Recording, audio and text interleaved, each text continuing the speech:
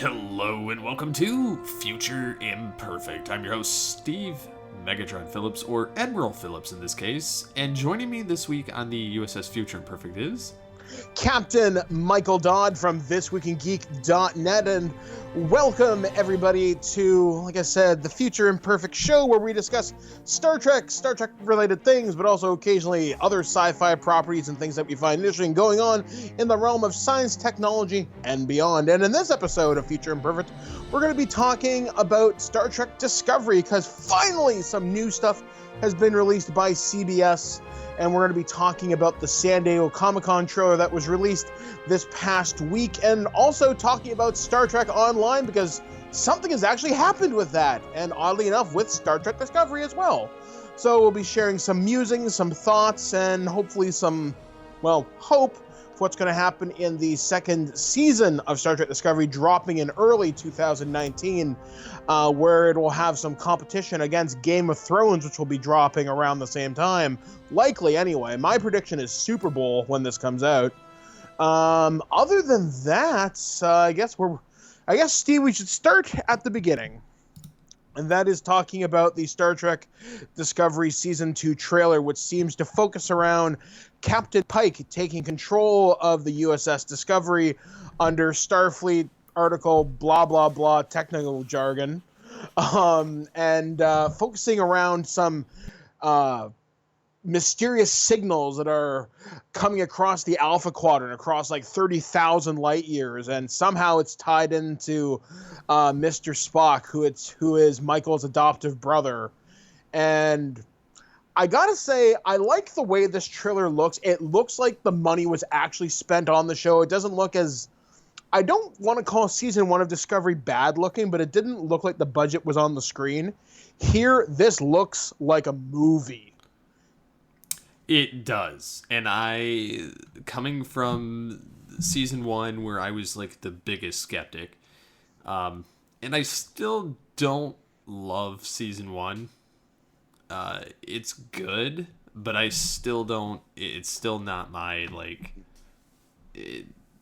favorite Trek. I can understand where most people would be kind of like, oh, it's my Trek now, and it's like, yeah, okay, Trek is Trek. But I did feel like a lot of season 1 just felt like it was super dark. It was a lot of the CGI was kind of just wasted kind of on everything. And watching this trailer, seeing how they reincorporated the Discovery uniforms and made them the TOS colors, really was nice. A nice nod. The actor that's from the Inhumans, I think it's Anson Mount, is playing Captain Christopher Pike, and I think he nails the Jeffrey Hunter vibe really well. And I like how I think it's funny because I think I may have predicted that Captain Pike would take command of the Discovery. I think so too. Actually, I'm pretty sure in one of our early episodes we kind of said what's going to happen in season 2. Well, obviously, we did predict the Enterprise would show up, though you predicted the Pike thing. I didn't predict that at all. At least I'm pretty sure I didn't anyway. And I predicted that they'd have number 1 take command of the Enterprise, which is basically what's going to happen. I really don't know where this season's going to go. I do think they are going to show I think they're going to show the young version of Spock, and it'll be either Zachary Quinto or another actor entirely. I think that they were skating around it, and I think they're still skating around it, and that he will show up by the end of the season or next season.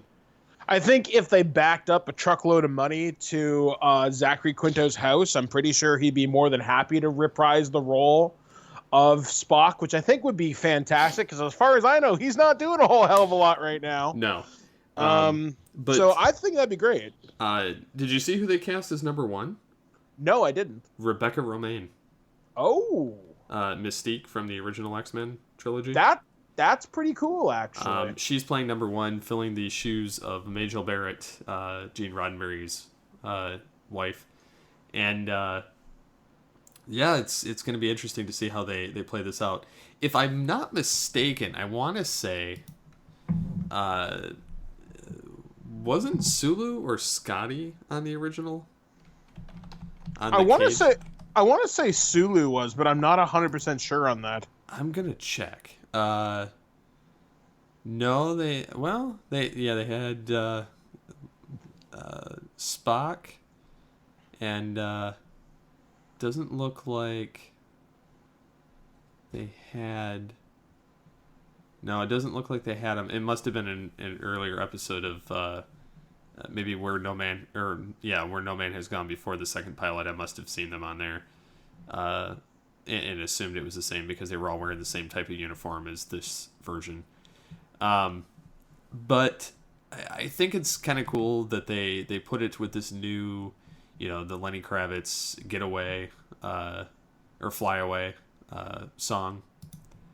And then they have like all of this nice action moments. You get Pike showing up in it. You get a little bit of comedy. You get it's just I think that it's going to go for that lighter tone that TOS is known for, and still have like relevant missions that still tie to season 1, but yet will be new. So I'm very optimistic where they're going to take this. I still get a Mass Effect vibe off of this, and that's not necessarily a bad thing, because anything, pretty much, you can tell where they're drawing some of their inspiration from. In fact, when they showed their huge galaxy map and they showed the where all the signals were coming from, I couldn't help but think of mass relays. Yeah, thinking about the Normandy, especially when you're looking at that the little red dots, the 7 red dots showing up in space. Yeah, I was about to say, okay, we're going to jump to the Terminus systems today. I'm wondering what those 7 dots are. It almost makes me wonder if that's like a splinter that has to do with like maybe the red matter from the future. Yeah, that's a possibility. Although I've got a feel, here's my season 2 prediction. They're going to encounter the friggin' Borg.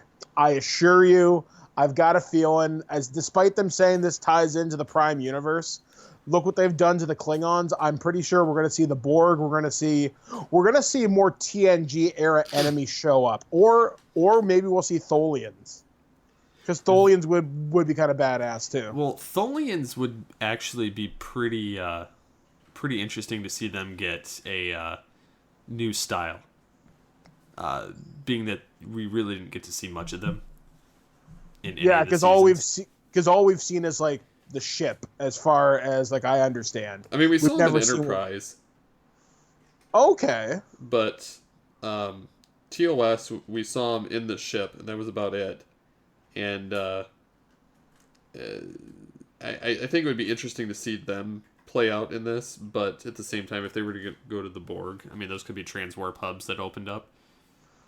Or I'd be okay seeing more of the Orion crime syndicates. I would be okay with that if they somehow tied that into a long-running plot thread. I think that'd be pretty cool. I do think Section 31 is going to be a pretty big play, and you're going to get Emperor Giorgio showing up to some degree. That'd be pretty cool, and I really hope they do follow up on that. Although I would say I'm fairly optimistic for this season. Like I said, it's going to drop early 2019, which means in terms of what it has to go, other big sci-fi properties it's got to compete against. Game of Thrones comes out early 2019. I don't know when The Expanse comes back. Now that it's been picked up, it got picked up by Amazon, right? Was it Amazon or Netflix? Amazon. I think it was Amazon. Yeah, so it's certainly got its work cut out for it. The only competition it really has would be Game of Thrones, but really phasers versus dragons, you know what I'm saying? Yeah. We'll have to wait and see what happens with that, but next year is going to be a good time for like sci-fi because the Orville comes back as well. In December. In December, we saw a trailer for that. I would have predicted that would have come back during Super Bowl, but I'm guessing CBS. My guess is we'll see the first part of the first 2-parter episode for the season premiere on Super Bowl Sunday. That's my prediction. And they'll sell major ad space for it if they're smart. Or we'll see it like... No, I'm honestly going to say Super Bowl. They're probably going to stick with it. We'll probably see a big ad campaign ramping up to it. I've got friends in Toronto that are working on the show.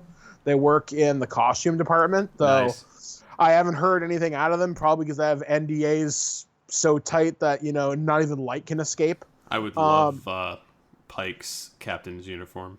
I think that the costuming this year looks really on point. I was really, really impressed with it. I've actually seen some of the fan cosplays. There's a girl on my Facebook who did a Discovery uniform, and she got all the little details right. And it impresses me how much the fan community can do, and when you get the professionals doing it on the show. I mean, say what you will about the Klingons, their costumes looked great, and the makeup looked pretty cool, even if you don't like the design of it. Yeah, I mean, I didn't like the designs of them just because of the alien race. If they would have named it something else, like, I would have been like totally done with it. It's still awesome work. Exactly. Like, I'm hoping this year we see just more of the Star Trek universe maybe fleshed out now that we have 2018/2019 special effects. We have more money put into the show. The scope of the universe is being expanded. We're not just tied into this one little part where the war is happening. And I don't know, I've got some fairly high hopes of this, because Star Trek Discovery for me last year was a pleasant surprise. It kind of made me a fan of Star Trek again. It kind of got me interested in it.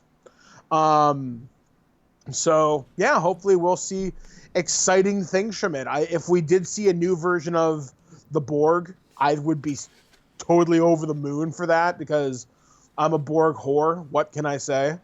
With Discovery's expanding it out, because 30,000 light years, that's a pretty sizable chunk of the Alpha Quadrant. In fact, that's pretty much a good chunk of the known universe, if I know my star charts right. I mean, I'm going mostly off the Modifius role-playing game for my knowledge here. But that's a pretty sizable chunk of the known Star Trek universe. Yeah, well, at least for this part in time. Yeah, exactly. Yeah, exactly. That's another thing, too. I got to factor that in, because this takes before the original series. Yeah, bullshit. But maybe we'll get more answers to that, because at least Pike's uniform looks like it's supposed to. An updated version thereof, not just Captain Kirk's mustard shirt. It's got the Discovery aesthetic to it, but the colors of TOS. Yeah, it's got the colors. It's got the armbands. It looks like it should. It doesn't look goofy. Yeah, it actually fits really well with when you consider the uniforms they get in Wrath of Khan. Mm-hmm. Wrath of Khan would be the next natural progression of those uniforms. Yeah. And so it fits. And if you notice when in the clip where they're in the little spiral ships that look like the things from Star Trek Beyond. Mm-hmm. It looks like they have the motion picture uniforms in it. That I didn't notice. Yeah, it looks almost like the motion picture. Go back and watch that. It's the same. I mean, it's the Discovery uniform, but it's got the colors and aesthetic of the motion picture, like the Kirk uniform from the motion picture, where he's Admiral. Okay. That's what they're wearing. So. Not that those were the greatest uniforms in the world, but they just stand out to me. So, yeah.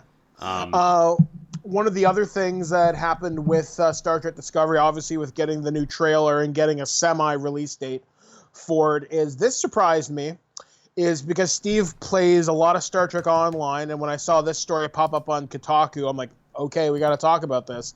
There's actually going to be a significant story tie-in for Star Trek Online. And as far as I understand, it's actual missions that tie into Season 1 of Star Trek Discovery. The first half of Season 1. So before they get into all the Mirror Universe content. So what'll be interesting is to see how they tie this in. I'm assuming that they're going to make the character because it sounds like they're going to have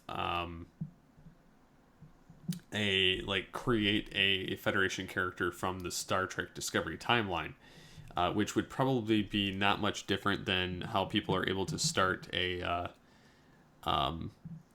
Dominion character right now, Mm-hmm. or start a 25th century Starfleet or 23rd century Starfleet. I'm assuming it'll be the same general process. And I'm wondering if you're able to start in the Discovery timeline, play through that, and then go to the TOS, and then go to, the 25th century, like to complete through the game like it would have in the normal timeline. I'm just curious how they're going to play that out, or if it's going to be totally separate. I hope they go the other route, just because it would make it more interesting from a story standpoint to start a new character, because you could take that Discovery character you created all the way through the entire timeline. That's kind of what I hope that they do end up doing, and this might be enough for me to try dusting off my old account, maybe going back in. I will say this, if you haven't played in a long time, it's actually worth it. The DS9 expansion is really cool. Like, you get to play the Ferengi infiltrating an enemy ship, the Iconians. Oh! To retrieve the blade of Kahless. So, like, your Quark, Rom, or not Rom, but Nog, and then two other characters infiltrating it to steal it, as it were. Because it's everything in Star Trek Online, what I love about it is it's so connected with all of the canon.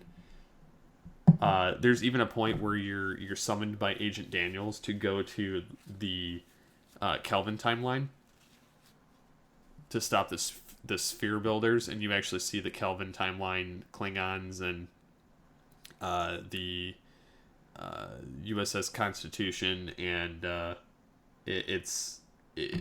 you get one mission there, but it's still like it all ties together. Like, every bit of the timeline, every version of the timeline gets covered in this game, and I love the expansive. I don't necessarily love like all the aesthetics or like the kind of the way the gameplay works, but I have fun with the customizations, the ability to spec out and design everything, and then I love the story, and that's why I play it. And so, like, adding this to already what we got with DS9, it just makes sense. Like, we've had a Voyager arc, we've had DS9 arc, we've had kind of sprinkled TNG throughout most of it, and TOS through most of it. So it's in some huge Enterprise plots, but it's a pretty solid game. And so if you add this to it, it's gonna be pretty much like Trek out of this world. So I'm looking forward to seeing what they do with it. Yeah, and I think the fact that they're keeping it being supported, especially since the MMO,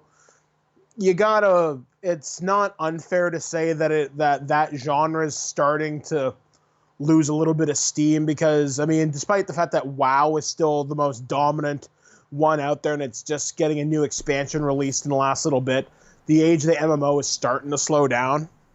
There aren't as many as there once were, but the fact that Star Trek is still... It is free to play. It's supported by microtransactions and all optional material. You can get it in game without paying a cent, but good luck. It's a lot of grinding. It's a lot of damn grinding. So yeah. Good luck to you, pal. Yeah, good luck with that. I wasn't even aware of that until you sent me the link to it, because I hadn't even. It was totally new, like, as of today, because I haven't been online, so it wasn't something I noticed until then. It was something I was kind of surprised there wasn't more fanfare around it, but then again, we just got the trailer. I'm actually surprised there wasn't more like, hey guys, come back to Star Trek Online. Like, there wasn't more like ads on Facebook or something like that. So, but like, if it wasn't for Kotaku, I wouldn't have known. Well, like I said, they just came out with their latest expansion on DS9, so where it's like 8 or 10 missions or something like that on DS9, and you get to it shows how involved the changelings were, the founders, on like a lot of the impact of certain species in the Trek timeline, specifically the Herc and the Klingons, and why the Herc and the Klingons went to battle in the first place. And that stupid founder from DS9 that started the Dominion War is part of the problem in this expansion as well. Try to think. Oh, sorry. Go ahead. Because you had to free her to stop the Dominion that disappeared in the wormhole. Because they were ejected in like 20, 30 years into the future from DS9's timeline. And took over the DS9 station, and so that's when you had to release the original founder that was locked up to deal with the problem. So, but yeah, I'm like I said, I'm still loving the game.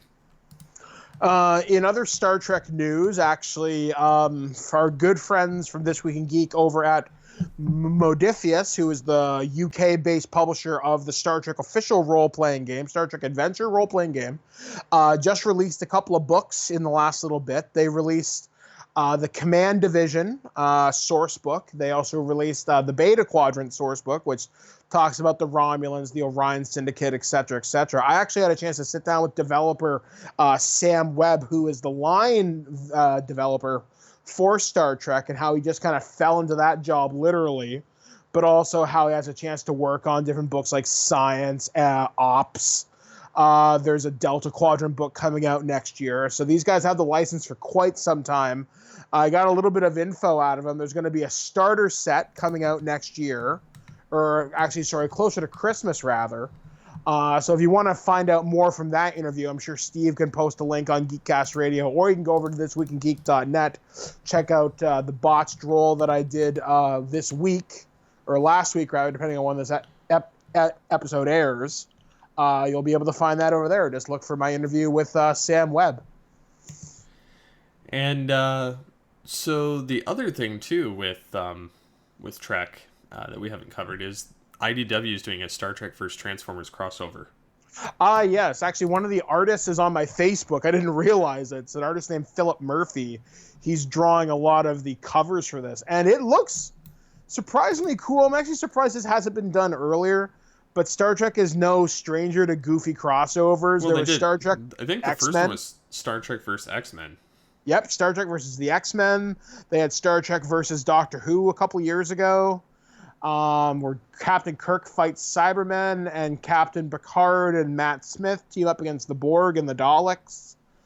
I think it's Cybermen. I think it's funny though that they took Star Trek, the animated series, and G1 and mixed it.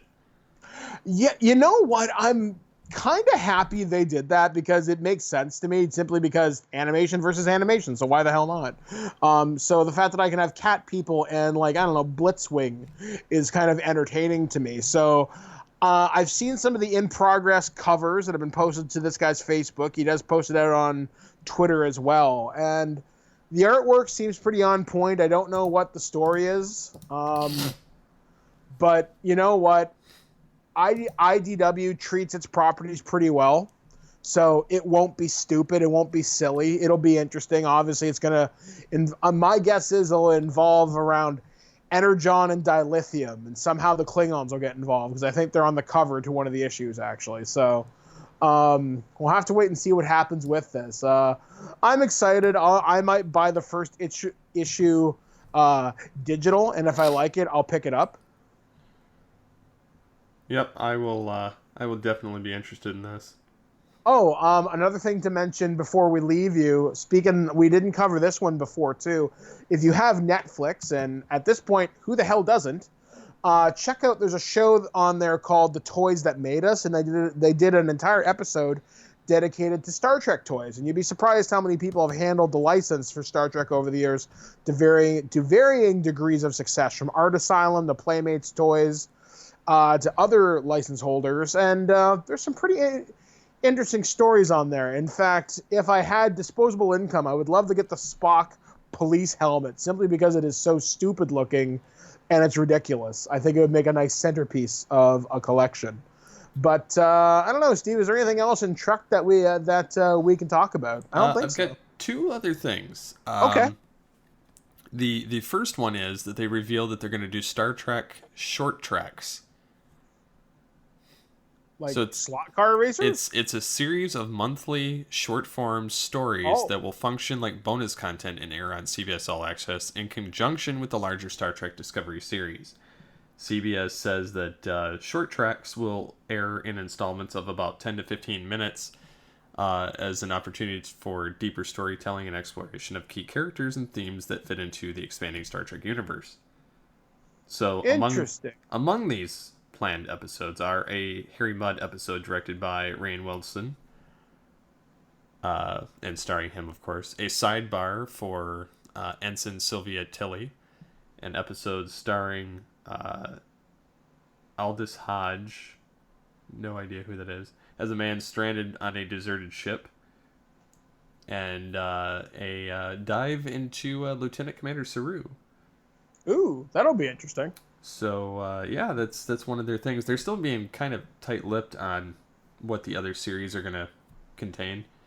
I'm still hoping for a Captain Picard series, limited edition series, but one can only hope. Or one where all the captains come back together for, like, one kind of insane miniseries. But yeah, there's that, and then the fact that they've cast their new Spock, but they haven't revealed who it is. So they are going to have a new Spock. So hopefully we'll find out sooner as opposed to later. Yeah, it says they're casting a new Spock, and it's not a possibility it's been done. So they're just going to they're going to keep that probably tight-lipped for quite some time. It'll probably be towards the end of season 2 where they, or towards the end of season 2 where they kind of discover that, as they're saying that the mystery involves mysterious red spots that are occurring throughout space, and Pike seeks out and takes command of the Discovery in order to further investigate this mystery and Spock's disappearance. Ooh. Yeah. So we'll see what happens. But yeah, that's pretty much all I got on Trek. Just couldn't leave those out. So yeah, be sure to keep listening here to Future Imperfect as we find out more topics to talk about. Maybe we'll take a deep dive into one of the movies, or maybe take a look at a character or a piece of technology or other big news, because hey, water was found on Mars today. So that opens up new possibilities for terraforming. So maybe we'll talk about the Genesis device or something like that. I'm sure we could figure out something to talk about here on Future Imperfect, because hey, we talk about everything. Actually, you know what, Steve? Have you watched The Expanse? Steve? No, I have not. Well, maybe an idea is for what to tide us over till next year with Star Trek. Maybe we'll try the first couple episodes of The Expanse, and we'll see if we like that. Because I know you watched Lost in Space this past year. I haven't. So maybe you do The Expanse, I'll do The Expanse, I'll do Lost in Space, you've already done it, and we'll maybe find some sci-fi to recommend to people, maybe to tide them over, because I'm sure people have seen the classics like Battlestar, Babylon 5. Maybe we'll see some of the lesser-known stuff that's out there. Oh yeah, totally.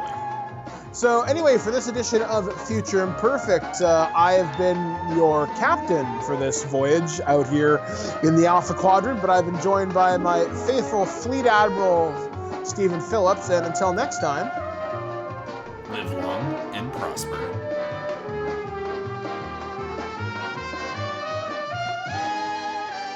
In any case, see you